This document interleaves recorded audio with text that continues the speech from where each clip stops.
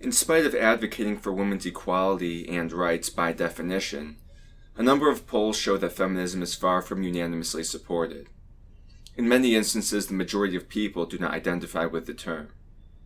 In this video, I'd like to move away from the more theoretical nature of my previous discussions and offer people a look into why many take issue with feminism. Hopefully this will give people a sense of the contemporary climate of the controversy that surrounds the term. The fact that feminism is controversial should be of no surprise to those who have done much reading on it. Different information sources present it in radically different ways. What follows is a partial sampling of how those who oppose feminism will speak of the movement. It is common for critics to discuss feminism in a way that portrays the absurd state that it has acquired in the 21st century. For example, much of their critique stems from the petty nature of modern-day feminism. While initially women were fighting for basic human rights, the oppressed feminists of the 21st century are now whining about air conditioning. Similarly, they also have the luxury to complain about manspreading, a term that refers to when a man sits in a public space, such as a subway, with his knees too far apart. All the while, they hypocritically neglect how women frequently take up more space than they need on the subway, not necessarily with their legs, but with their purses or bags.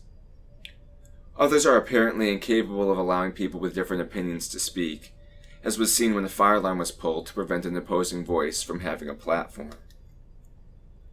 They also engage in silly tactics, such as holding slut walks where they parade around in their underwear in order to stop sexual assault and bring an end to the mythological rape culture that only exists within their imagination. In the world of feminism, beauty standards are seen as a threat to women's self-worth and well-being. This has prompted some to smash the expectations that society has by taking pictures of their dyed armpit hair and glamorizing unhealthy body weights. Little girls who are far too young to think for themselves are also exploited by feminists in order to make a profanity-laced commercial where false statistics are spouted off in order to sell t-shirts. Moreover, feminism has damaged the family, it critiques traditional womanhood, and has even attacked marriage.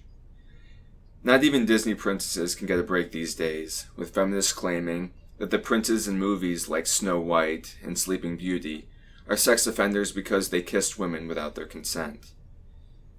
Even the most outlandish acts have been implemented by feminists. As a means of protesting against the negative attitudes that surround menstruation, a phenomenon often referred to as period shaming, some have courageously stood up to the patriarchy by painting pictures with their menstrual blood and free bleeding in public as they run in road races. And why stop with menstrual blood?